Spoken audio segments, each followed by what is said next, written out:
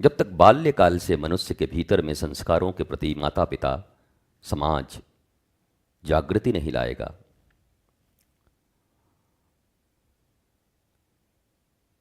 तब बड़ा हुआ कोई व्यक्ति संस्कारित नहीं हो सकता,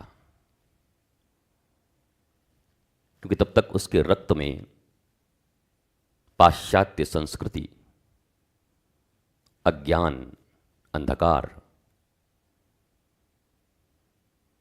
और विकृत सभ्यता का समावेश हो चुका होता है।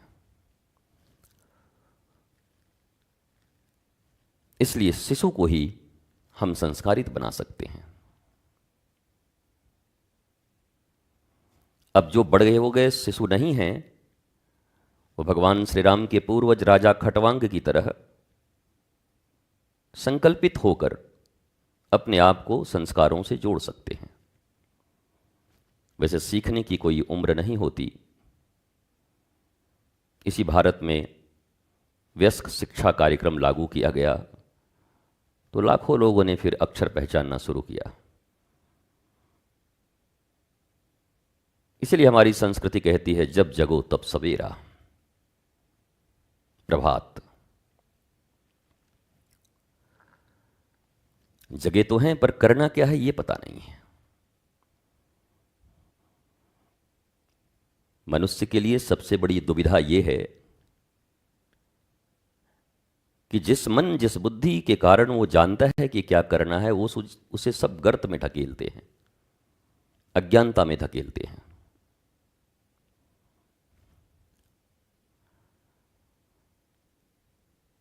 पर जिस विवेक की आवश्यकता है और जो विवेक ये निर्धारित करता है कि सत्य का पथ कौन, न्याय, धर्म, संस्कार, आनंद, शांति, आह्लाद, आत्मज्ञान का पथ कौन है, वो विवेक हमारे पास है नहीं।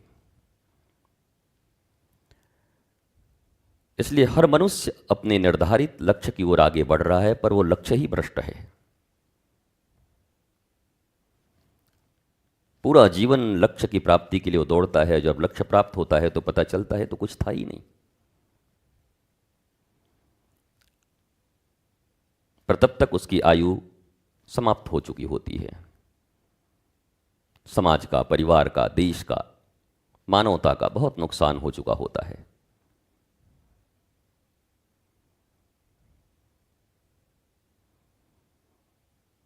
भारत की दुविधा यह है कि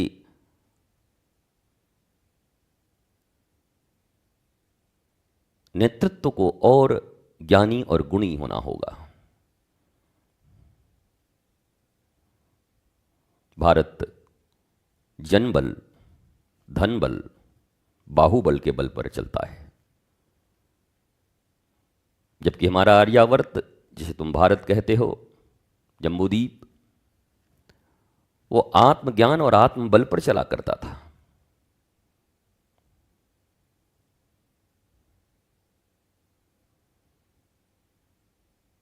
पर अब तो जिसकी लाठी उसकी भैंस।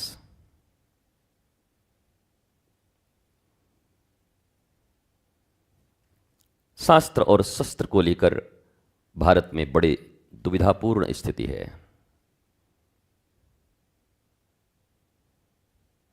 कोई शास्त्र ही लेके चला जा रहा है, कोई केवल शस्त्र ही लेके चला जा रहा है।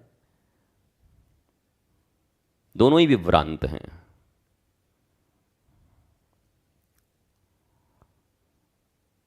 कोई विवेकवान संत भजन की, कीर्तन की, अध्ययन, अध्यापन, साधन इत्यादि बातें करें तो ठीक है, पर जब वो राष्ट्र के लिए चिंतित हों, गाधी तनय मन चिंता व्यापी, हर बिन मरहिन निश्चर पापी। भगवान श्री राम के गुरु विश्वामित्र को भी यही चिंता हुई। तब भारत की अज्ञानता, अंग्रेज, होमसक, डच, न जाने कितनों की गुलामियां करते करते भ्रष्ट बुद्धि के लोग फिर उन संत को भी ज्ञान देना शुरू कर देते हैं कि बाबा आपका तो काम बस भजन करो, भजन करवाओ, राम राम करो, ज़्यादा इधर उधर ना बोलो। ये राम जी के ज़माने में होते और विश्वामित्र इनको मिल गए होते तो पहले इनका ही खात्मा करते। राम और लक्ष्मण जी को बुला के कहते बोले यही हैं ताड़का और सुबाहु, पहले इनको खत्म करो। अज्ञानता की पराकाष्ठा है, चूंकि आज के जीवन में, आज के वर्तमान परिस्थिति में इंटरनेट और सोशल प्लेटफॉर्म के बिना आपको सोच भी नहीं सकते। न कारखाने में तूती, आपकी आवाज दब जाएगी। आप कुछ नहीं कर सकते इस समाज के लिए, कुछ भी नहीं।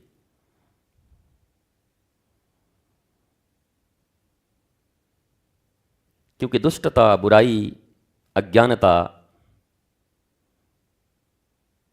कामना, वासना, अधैर्य, ईर्ष्या, मोह, जब इस इंटरनेट, एआई और सोशल प्लेटफॉर्म के जरिए अपनी यात्राएं पल भर में अफवाहों के रूप में, भ्रांतियों के रूप में पूरे विश्व को तय कर लेती हैं मिनटों में, उस समय अगर आप चाहेंगे कि हम कहीं बैठ करके और झाल बजा के और धतूरे बजा के अपने अपने समाज, अपने जीवन, अपने राष्ट्र में कोई परिवर्तन ले आएं, तो इट्स क्वाइट इम्पॉसिबल। ये प्रायः असंभव है। आपको प्रतिदिन ही ऐसे लोगों का सामना करना पड़ता होगा। और फिर कुछ ऐसे हैं कि न फिर ध्यान है, न धारणा है, न जप है, न ईश्वर पर आस्था, आस्था से भी ऊपर ज्ञान, आत्मज्ञान, स्वयं को जानने की प्रक्रिया नहीं है, पर केवल शस्त्र के बल पर ही सोचते हैं कि सब कुछ हो जाएगा। और इसके कारण आपने कई मोमेंट्स देखे भारत में ही, कई कई जगह पर, कई संगठन, कई उग्रवादी, कई कहाँ पर क्या नहीं चलता, कहाँ आतंकवादी, सब चलते रहते हैं। शास्त्र नहीं है, शस्त्र है, तब भी न अपनी रक्षा कर पाओगे, न समाज की, न देश की, न मानवता की। सब जगह विध्वंस अवश्य ला सकते हो और स्वयं का भी नाश कर सकते हो। पर केवल शास्त्र है और शस्त्र भी नहीं आत्मरक्षा हेतु, तब भी तुम्हारा जीवन, तुम्हारी रक्षा संभव नहीं है। और ये कहते हुए लोगों को बड़ा संकोच होता है। परंतु भारतीय सनातन संस्कृति को अगर आप देखें तो आपके जितने भी अवतार हैं,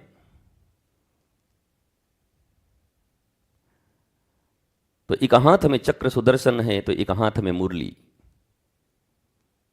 उन्हीं उंगलियों से भगवान श्री कृष्ण कभी मुरली, बंसी, वेणु का निनाद करते हैं तो जड़ भी चैतन्य हो उठता है। पर उन्हीं उंगलियों पर वो चक्र सुदर्शन भी नचा रहे होते हैं, जिनसे बंसी बजाई महाराज किया,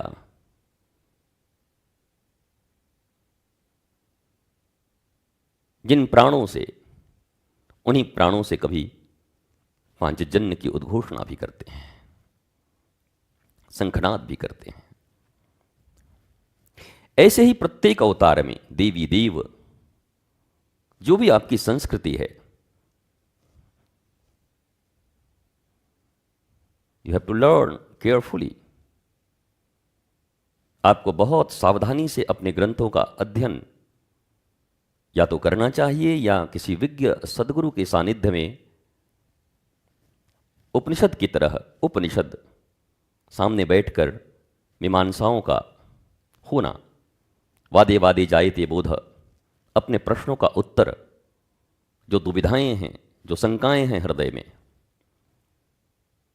क्योंकि हमने कई बार कहा, जहां शंका है वहीं लंका है, जहां विश्वास है वहीं वृंदावन है, वहीं अयोध्या है, वहीं काशी है, वहीं कांची है। विश्वास।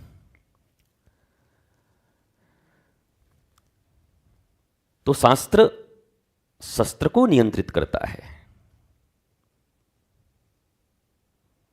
शस्त्र का उपयोग कहां हो? छात्र धर्म हम जिसे कहते हैं, शस्त्र वही है जैसे समाज में कभी कोई ट्रेन लूट ले रहा है, कोई बस लूट ले रहा है, कभी कोई किसी को मार दे रहा है थोड़ी सी वासना के लिए, कामना के लिए। और शस्त्र वही हैं जब सीमाओं पर खड़े होकर के रात दिन संत रूपी सैनिक हमारे सीमाओं और हमारी तुम्हारी रक्षा कर रहे हैं। शस्त्र तो वही है, पर एक जगह शास्त्र की मर्यादा है और एक जगह अशास्त्रीय अज्ञानता जो अपनों को ही मार दे रही है, स्वयं का नाश कर दे रही है, तुच्छ लोभ और लाभ में।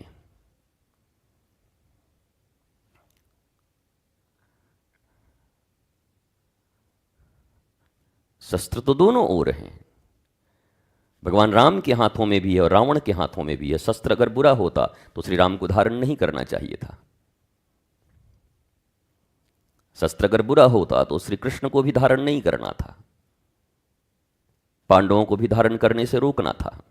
बल्कि श्री कृष्ण ने तो और प्रेरित किया कि अर्जुन क्या कापुरुषों और नपुंसकों की तरह बैठे हुए हो और उनकी तरह बात करते हो, आत्मज्ञानी बनो और इस पृथ्वी की रक्षा करो।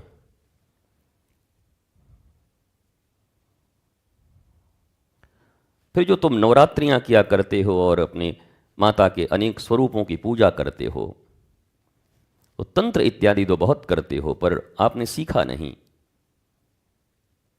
कि हर युद्ध दो प्रकार की होती है। पहली युद्ध अपने भीतर चलती है, अपनी दुर्बलताओं के विरुद्ध, अपनी अज्ञानता के विरुद्ध, अपने ही भीतर अपने अनियंत्रित मन, इंद्रियों, इनके विरुद्ध, इन्हें नियंत्रित करने का युद्ध महाभारत। और दूसरा युद्ध, दूसरा महाभारत बाहर, वो जो सैनिक कर रहे हैं, वो जो आत्मरक्षार्थ करनी पड़ती है तुम्हें कभी। पर आंतरिक महाभारत में हारा हुआ व्यक्ति, पराजित व्यक्ति कभी बाहर के किसी युद्ध को नहीं जीत सकता। इसीलिए उद्घोषणा की गई सत्यमेव जयते। पर सत्यमेव जयते का अर्थ क्या है? अज्ञानता को सत्य नहीं कहते, ज्ञान को ही सत्य कहते हैं। पर आप ज्ञानी कहां हो? आप नॉलेजफुल कहां हो? आप आत्मज्ञानी कहां हो? आप भी तो देह में ही उलझे हो, इंद्रियों में ही उलझे हो, मन में ही उलझे हो, बुद्धि में ही उलझे हो। चित्त में शोक है, काम, क्रोध, मदमोह, लोभ, मात्सर्य, ये सब आपको प्रताड़ित कर रहे हैं।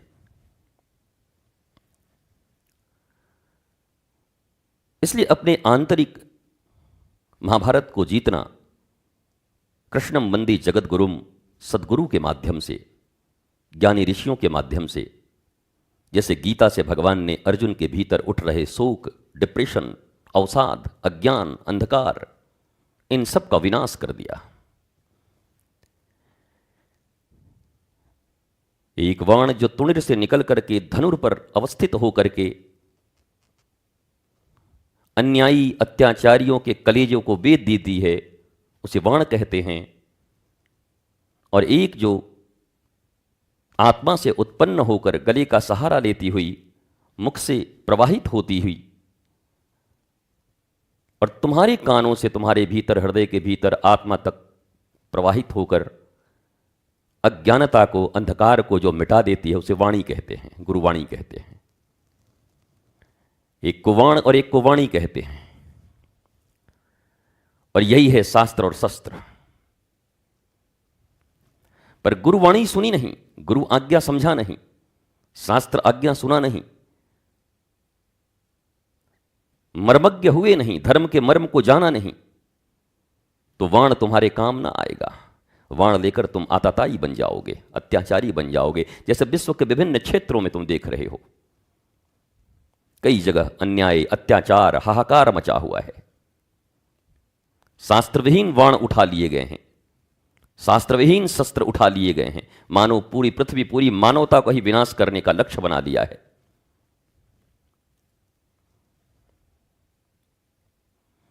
पर भारत और सनातन धर्म, सनातन संस्कृति ऐसा नहीं था। भारत में पहले 5 वर्ष की आयु तक बच्चे को 13 संस्कार, सनातन संस्कार दे दिए जाते थे। ये सब ज्ञान के अंग हैं।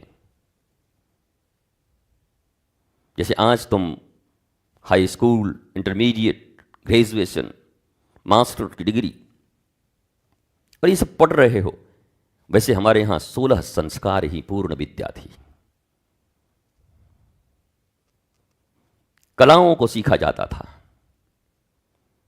पर यह सब शून्य हो गया भारत में, नगण्य। मिस्टर मैकोले ने भारत की ऐसी दुर्दशा की और पश्चात में आने वाली अपनी सरकारें, स्वतंत्र भारत की, पता नहीं विदेशियों की शिक्षा नीति, आईपीसी, इंडियन पीनल कोड, नाम है इंडियन पीनल कोड, बनाया किसने? सब ब्रिटिश के बनाए हुए हैं, उनसे ही लिए गए हैं। वो तो हम पर राज करने आए थे, अपने अनुसार बनाए थे। हमारी अपनी न्याय नीति नहीं रही, शिक्षा नीति नहीं रही, चिकित्सा की हमारी पद्धति, आयुर्वेद, प्राकृतिक चिकित्सा, इनसे दूर हट गए हम। हमारे योग, ये सब मिट गए।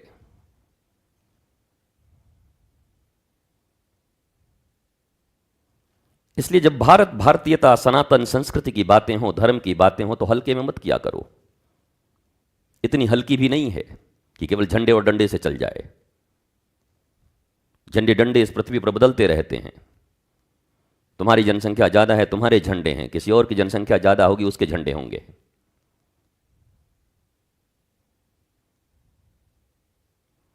परंतु भारत की सनातन संस्कृति और पद्धति अगर आज तक बदली हुई है, बची हुई है,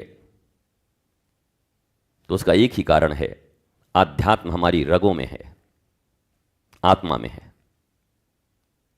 संस्कृति हमारे रक्त में बह रहा है, धमनियों से प्रवाहित हो रही है, विचारों का खुराक है।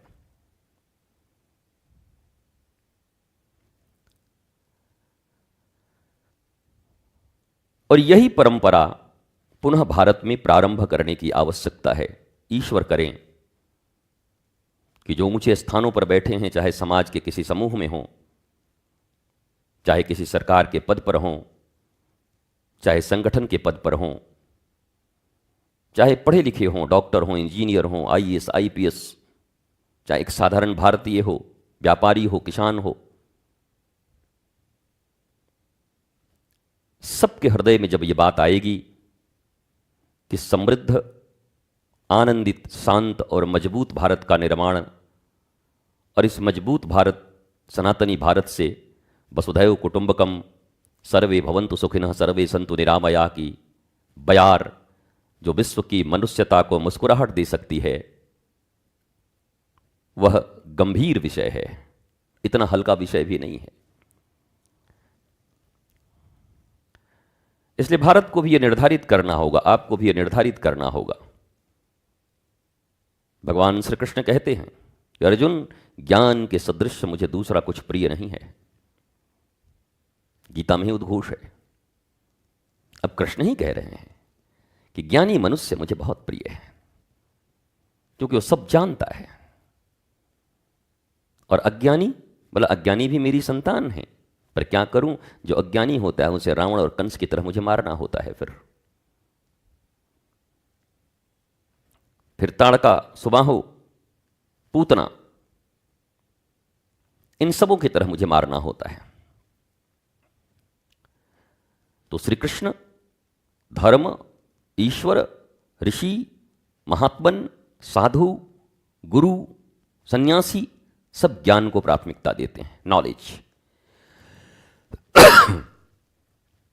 knowledge is the key of blissfulness, success. Peace, love, सबकी चाबी है। पर वर्तमान भारत में ज्ञान का प्रसार नहीं दिखाई पड़ता। हम खुश हैं कि हम जग गए। करोगे क्या जग कर? भेड़ों की तरह, भेड़ों के जैसे झुंड होते हैं, कहां जाओगे?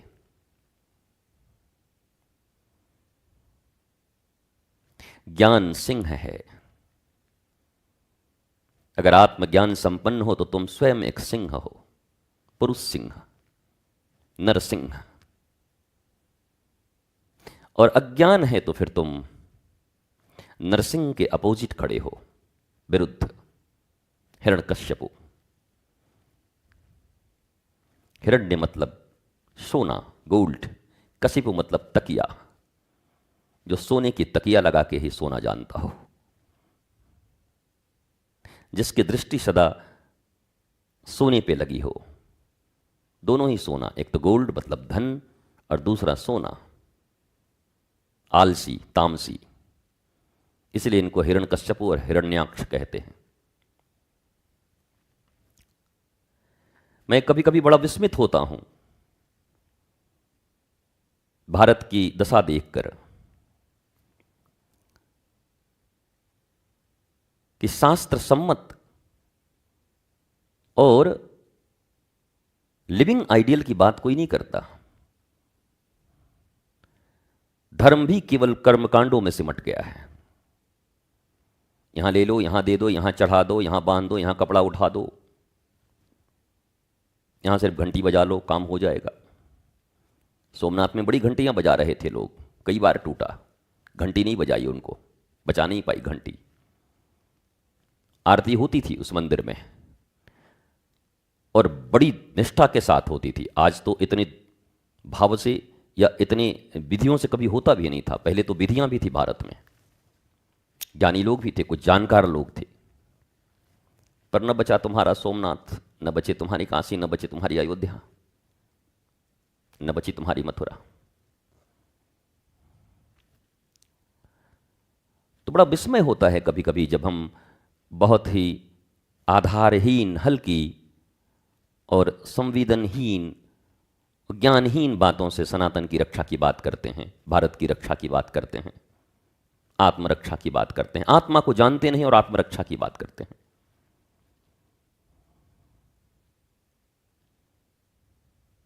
कौन आत्मा को बचा सकता है? बोला आत्मरक्षा कौन करेगा? जो आत्मा को पहले जाने। तो 5 वर्ष की आयु तक यहां मदालसा के पुत्र अलर्क, ध्रुव, प्रहलाद, मीरा, नामदेव, जनाबाई, नानक, सूर, कबीर, ये सब आत्मज्ञानी लोग हैं। समर्थ श्री रामदास और जीजाबाई के हाथों से पले वीर छत्रपति शिवाजी महाराज, ये सब आत्मस्थ पुरुष हैं। धर्मविहीन नहीं है, ज्ञानविहीन नहीं है ये लोग। हिंदवी स्वराज्य की स्थापना करना किसी ज्ञानविहीन व्यक्ति के हाथ में केवल शस्त्रों से संभव नहीं था।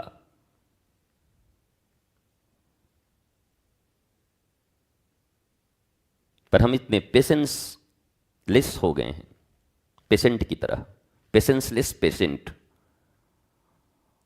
अब सारी भारत, सारा ज्ञान बस 6 सेकेंड से 30 सेकेंड के रील्स पर चल रहे हैं। किसी ने रील देखा, 500 गालियां दे दी। किसी ने रील देखा, जय जयकार कर दिया। 30 सेकेंड का रील कोई मारिच भी बना सकता है, कोई कालनेमी भी बना सकता है, और भारत उस पर दीवाना हो जाता है। हनुमान जी तो दीवाने नहीं होते कालनेमी पर, थोड़ी देर के लिए फंसते तो जरूर हैं, पर जैसे ही सरोवर में अर्थात अपना चेहरा देखते हैं तो अंतःकरण की आवाज़ आती है, अंतर्नाद आती है, आत्मा की आवाज़ आती है, और वो पहचान जाते हैं कि भैया ये जो राम की कथा मेरे सामने बैठकर कर रहा है, ये आदमी काल नेमी है, रावण का पक्का आदमी है। क्या जरूरत थी रामचरितमानस में इस संदर्भ की व्याख्या करने की? मैं आपसे ही प्रश्न पूछता हूं, भारतीयों, ज्ञानियों। रामायण जैसे एक विशुद्ध भक्ति मूलक ग्रंथ में कालनेमी और मारीच की और महाभारत में शकुनी जैसे पात्रों की और यहां मंथरा जैसी पात्रों की वर्णन की आवश्यकता ही क्या थी? कहीं न कहीं ये दृष्टिगोचर कराया गया उस कि ज्ञानी नाम अग्रगण्यम सकल गुण्हानम वानरानाम धीशम रघुपति परिभक्तम वादजातम नमामि। जय हनुमान ज्ञान गुण सागर। वह भी एक पल को धोखा खा गए। अरे ये तो बड़ा राम भक्त लगता है, वाह वाह वाह वाह, मैं तो इनको नमन करूं, राम कथा सुनूं। पर फिर गुरु रूप में उस पोखर से किसी ने बताया कि बध करो इसका, ये कालनेमी है। नियम कानून धर्म जितने भी दिखा रहा है बस काल के वशीभूत, आपको काल के वशीभूत लाना चाहता है। तो हनुमान जी ज्ञानी हैं और ज्ञान ने उनकी रक्षा की और उस मुष्टिका से उसका संहार कर दिया।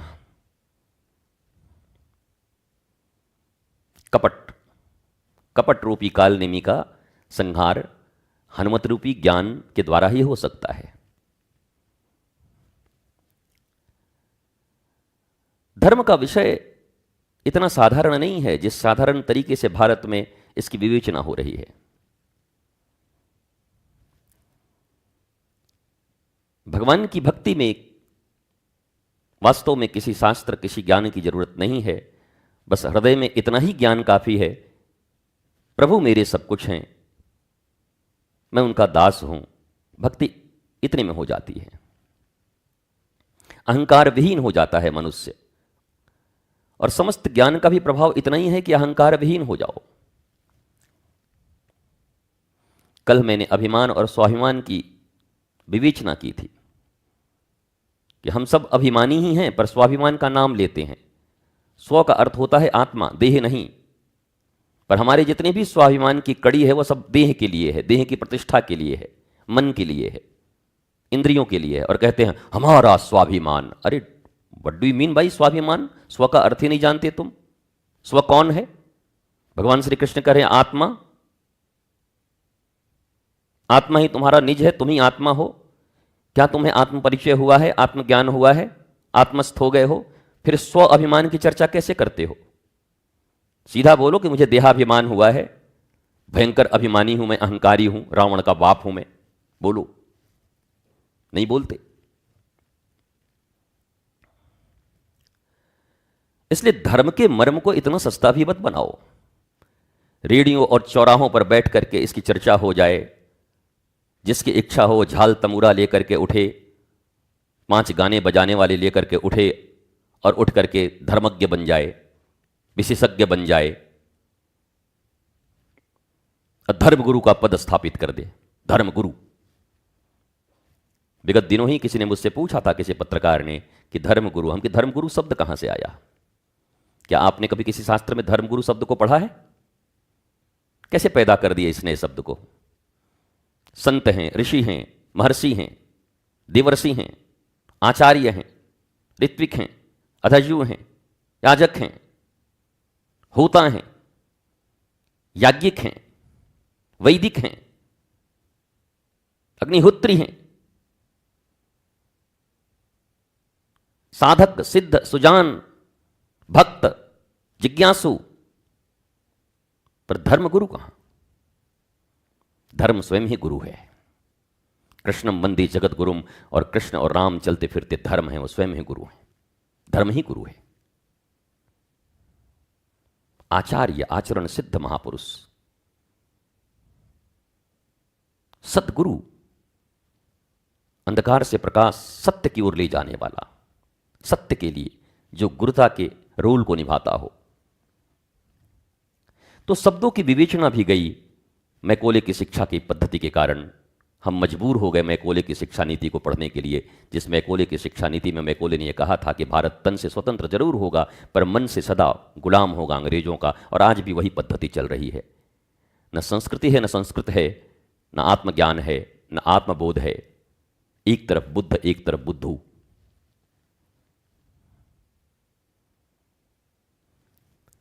इसलिए धर्म का विषय बड़ा गूढ़ है। गुरुदेव सत्य कहा करते, मरम न जाने धर्म बखाने। मरम नहीं जानते और धर्म का व्याख्यान देते हैं।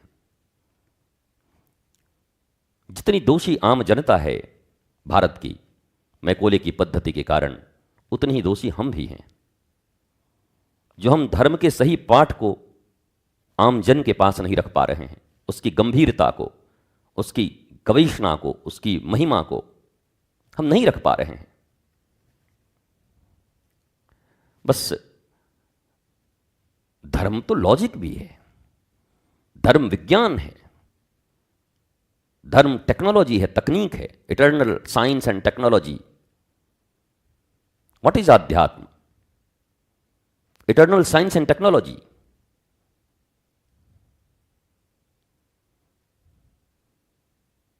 And what is external development? External science and technology, बाह्य विज्ञान और तकनीक। पर आंतरिक विज्ञान क्या है? मन को कैसे साधें, इंद्रियों को कैसे साधें, धैर्य कैसे रखें, सूरवीर कैसे बने, अन्याय के प्रतिरोध कैसे करें, यह आंतरिक विज्ञान है, यह आंतरिक तकनीक है। इसे कब सीखे? इसे कहां सिखाया गया? किस गुरु के अधीन रहे? कहां से शिष्यता रही तुम्हारी? गुरु शिष्य परंपरा का पूरा पूरा मर्डर हो गया भारत में। गुरु शिष्य परंपरा मतलब लेन देन। देव बनो, साल भर में एक बार आओ, गुरु पूर्णिमा के दिन पांव धो जाओ। यह गुरु पूर्णिमा है, यह गुरु शिष्य परंपरा है। प्रति क्षण जो तुम्हें सत्य, न्याय, प्रेम, आह्लाद, वीर, महावीरत्व के पथ पर ले जाए, तुम्हारी एक एक दुविधाओं को और अवांछित सुविधाओं को जो तहस नहस कर दे, प्रलय कर दे भगवान शंकर की तरह, तांडव कर दे तुम्हारे अनवांटेड सुविधा और भीतर अनंत दुविधा को। यह दुविधा और सुविधा दोनों ही बर्बाद कर रहे हैं तुम्हें।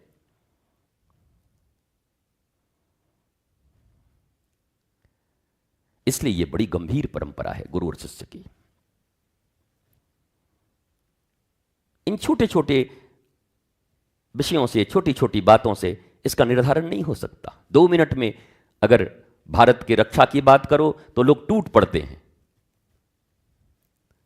सोशल साइट पे। आप तो गुरु हैं, आपको तो संत हैं, आपको तो केवल धर्म की बात करनी चाहिए, आपको तो केवल इसकी बात करनी चाहिए, राम कृष्ण की बात करनी चाहिए। अरे राम हैं कौन, कृष्ण हैं कौन? जरा उनका जीवनी तो पढ़ो। रावणों का विनाश करने, कंसों का विनाश करने के लिए आते हैं वो, अधर्म का। आपको तो केवल नाम जप करना चाहिए, तो कृष्ण को ही बैठ करके नाम जप करना चाहिए। राम स्वयं आए थे तब भी वो भी नाम जप सिर्फ करते रहते। काम कौन करेगा? हनुमान जी भी नाम जप करते रहते, लेकर के हाथ में माला, श्री राम जय राम जय जय राम। पर वो तो लिखते हैं राम काज किए बिना मोहि कहां विश्राम। इन दोनों के समन्वय को आनुपातिक रूप से जो बैलेंस करता है, आंतरिक ज्ञान, आत्मज्ञान और बाह्य सुरक्षात्मक तकनीक, व्यवहार, इन दोनों को जो तुम्हें पढ़ा दे, वो है सतगुरु, वो है मास्टर ऑफ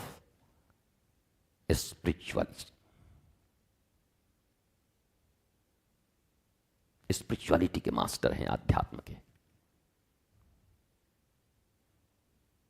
पर भारत को क्या मतलब इससे? दुनिया को तो मतलब है नहीं, दुनिया तो पाश्चात्य।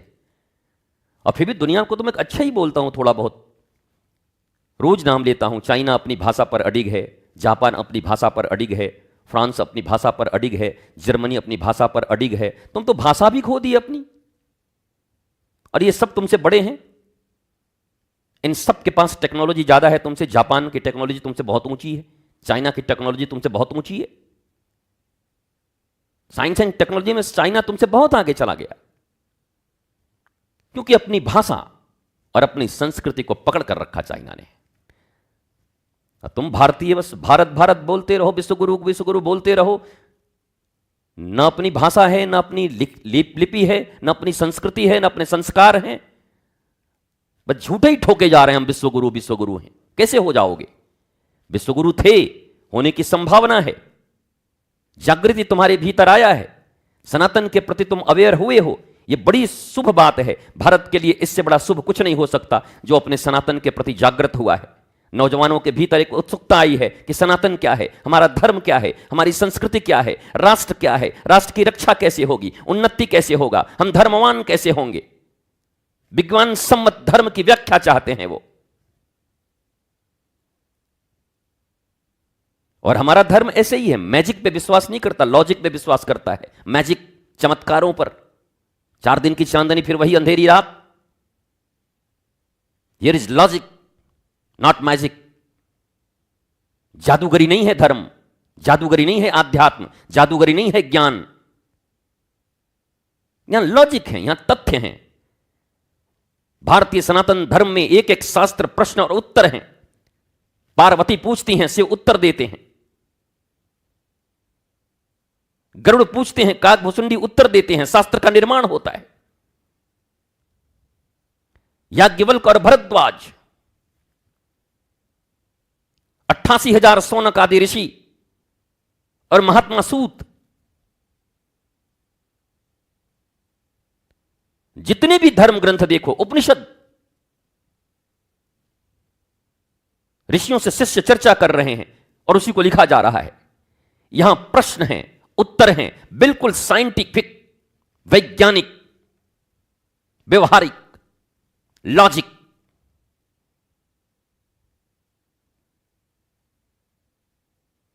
यह अंधकार में ढकेलने का काम नहीं है भारत का, मैजिक, लॉजिक, प्रूव्ड साइंस। मैं उसी साइंटिफिक धर्म की बात कर रहा हूं, मैं उस टेक्नोलॉजी युक्त धर्म की बात कर रहा हूं, आध्यात्म की बात कर रहा हूं। इसलिए हमारे यूथ हमसे कनेक्ट नहीं कर पाते।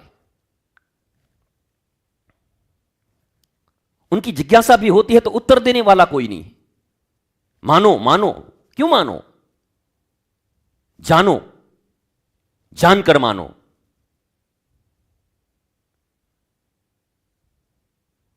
और जानकर मानना जब भारत प्रारंभ करेगा तो इसे विश्व गुरु होने से फिर कोई नहीं रोक सकता, होगा ही। छोटी छोटी बातों पर असंवेदनशीलता, असहनशीलता।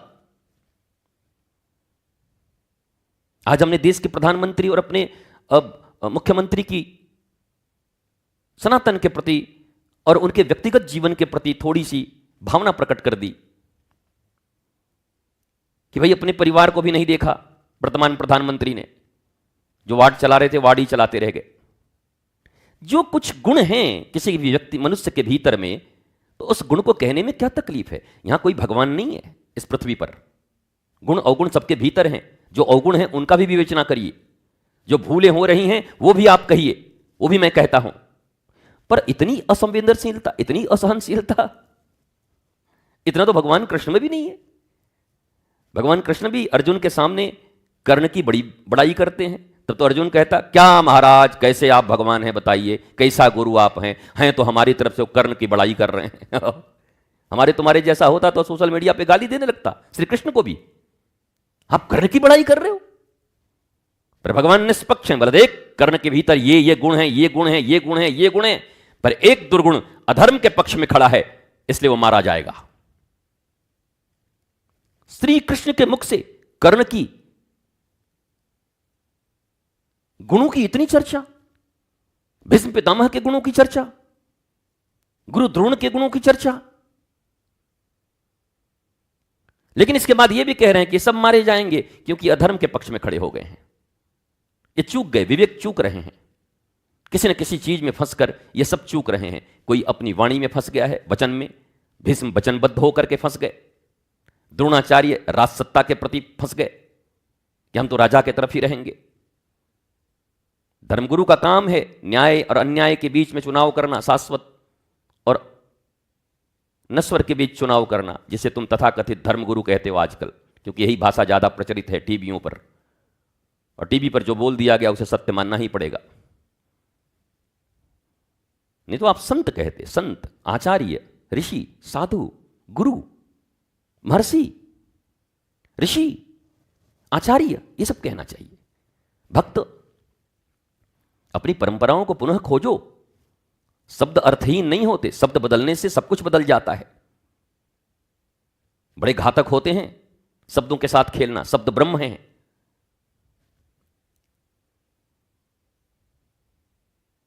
इसलिए महिमावान धर्म की व्याख्या महिमावंत महापुरुषों के द्वारा ही होनी चाहिए।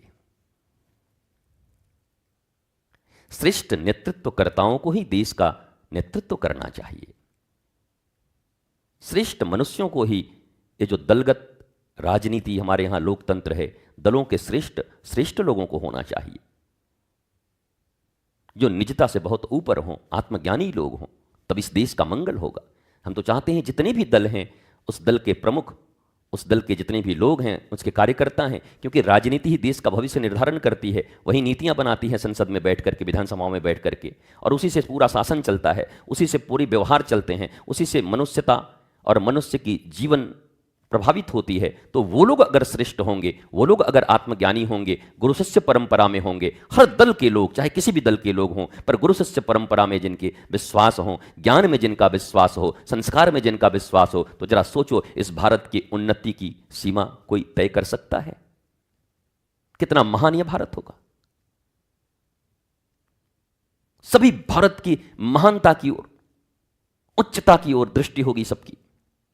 मैं इस बात को कहता हूं, पर असंवेदनशील अज्ञानी लोग छोटी छोटी बातों पर, बाबा जी आपको तो ये नहीं बोलना चाहिए, भैया तुम्हें तो ये भी बोलने का अधिकार नहीं है कि मुझे क्या बोलना चाहिए। पहले तुम, वो तो मैं ऐसे ही कहता हूं जैसे कोई दूसरी क्लास का विद्यार्थी हो, अभी पहली क्लास का क ख ग घ पढ़ रहा हो और पीएचडी का कॉपी लेकर के जांचने बैठ जाए कि इसको तो हम नंबर देंगे। क्या देगा बेचारा, खुद ABCD नहीं जानता, तुम कैसे जांचोगे भाई? विज्ञता प्राप्त करो, बताओ 16 संस्कारों के विषय में, बताओ अपने धर्म, अपने ज्ञान और अपने देश के इतिहास के बारे में बताओ।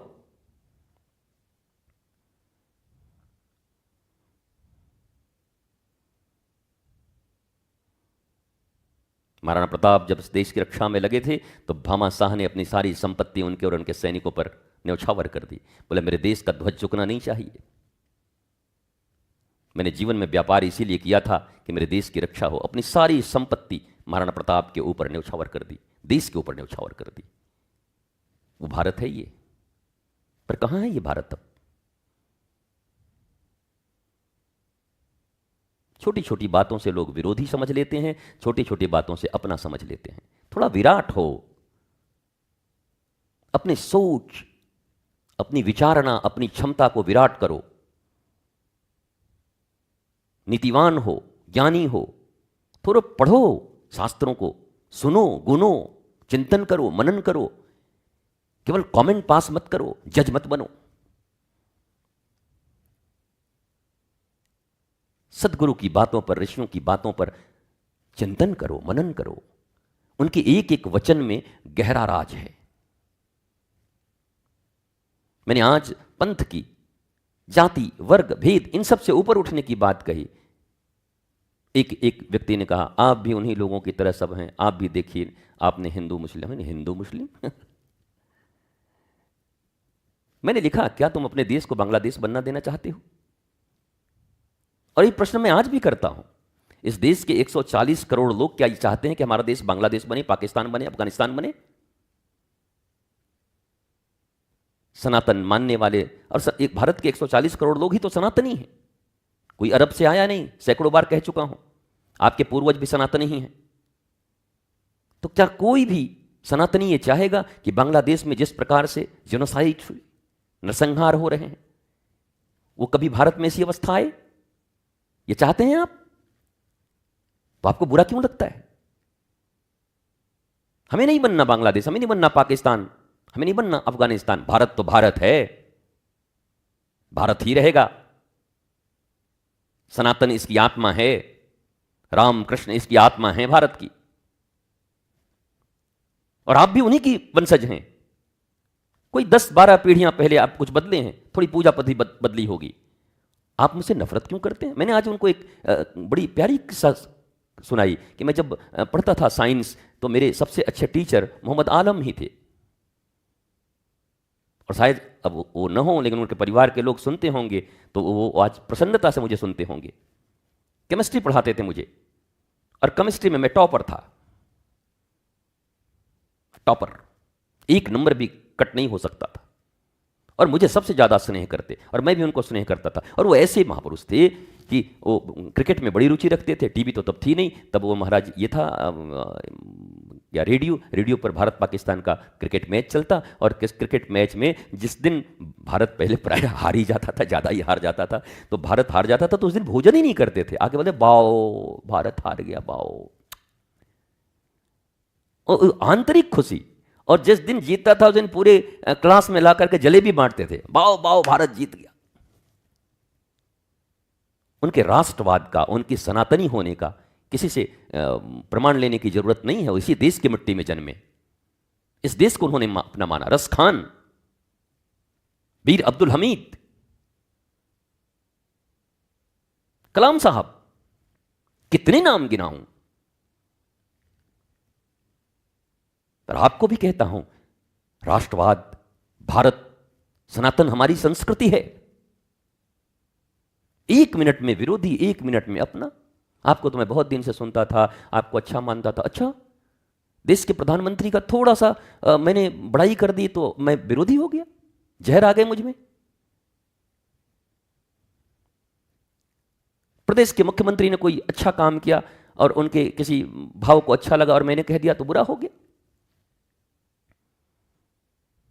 ये सब भूल जाते हैं। कभी एक जमाने में हमने एक बार बहुत पहले 10 साल 8 साल पहले की बात है, किसी एक सभा में भारत के अभी जो विपक्ष के नेता हैं, मैं नाम भी लेता हूं, राहुल गांधी जी, उनकी एक सभा में किसी ने नरेंद्र मोदी मुर्दाबाद कहा तो उन्होंने रोक कर कहा नहीं, वो हमारे देश के प्रधानमंत्री हैं, मुर्दाबाद नहीं बोल सकते।